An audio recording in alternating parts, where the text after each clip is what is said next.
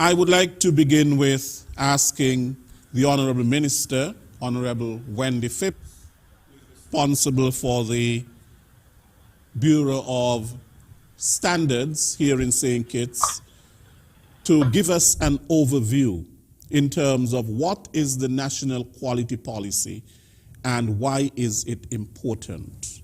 Thank you so much, Lesroy. And first of all, I have to say thank you for allowing our team from the ministry to be part of today's edition of Working for You.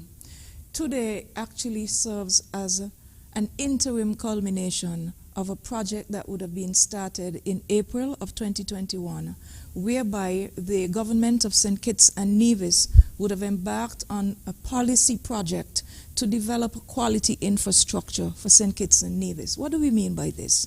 It means that the way in which we conduct ourselves in terms of business, in terms of production, as for example in manufacturing, in terms of how we govern ourselves in general, in terms of how we produce goods and services, that we do so with a mindset and the hallmark and the benchmarks of quality.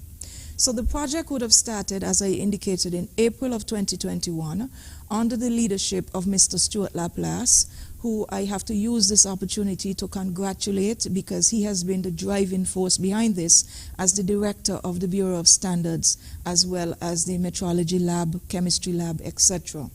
And we would have embarked on the process so that we can, one, fall in line with the requirements of CARICOM.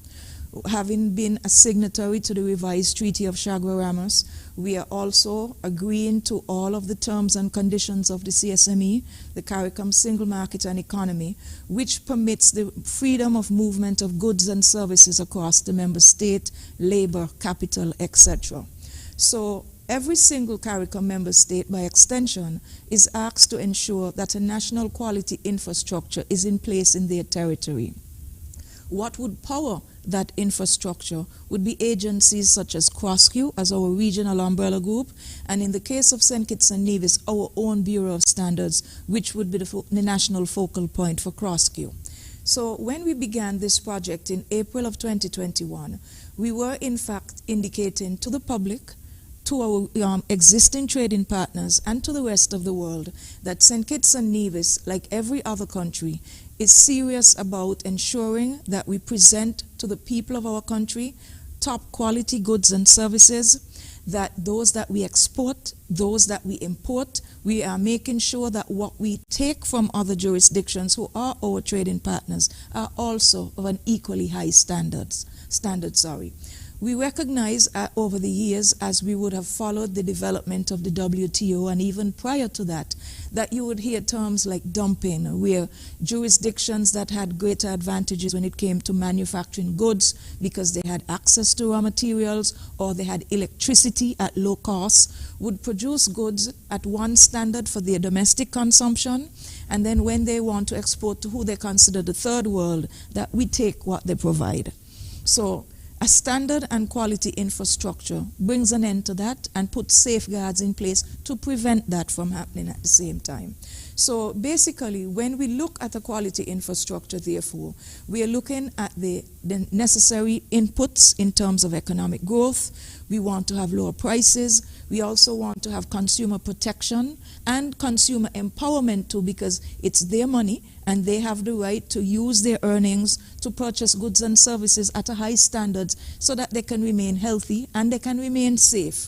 And then at the same time, it has an overarching objective in terms of improving our national competitiveness, because obviously we are competing not just with the region but the rest of the world in terms of goods and services, and competition, of course, which drives everything, is based on price, it's based on timing, it's based on placement in the market and the quality, packaging, a whole host of issues that go into what we call national competitiveness. And of course, not to be diminished, is our own labor input by the high quality trainable labor staff that we have that can produce these goods and services for domestic consumption as well as for export. So that is why we're here. So the Ministry of Trade would have entered into an arrangement with Meso Partner, and they are represented here on this particular edition of Working for You, and they would have provided guidance for us. They would have led the process in terms of concept development to the actual outpouring of the inputs that we would have garnered in terms of the consultative approach. Because one thing we should state from the outset, and you will hear that throughout the program, this quality infrastructure cannot happen and cannot be a success with government driving it alone. It has to be government, it has to be the private sector, it has to be consumers who set the standards for the type of quality of goods and services they demand and are willing to pay for. So that is what is guiding the process. So this document is now ready.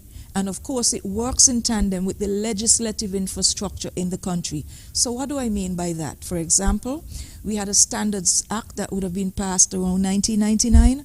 That act is now about to be replaced by the new act that was passed on the 10th of November, which is the Standards and Quality Act for St. Kitts-Nevis. So that would guide that process. So I will end what I have to say at this point so that we can then hear Mr. Laplace's more technical input into the process, and then we can hear from the consultants as well as from CrossQ as to their role in the entire process and how it works together to give us the wholesome output of a quality infrastructure throughout CARICOM.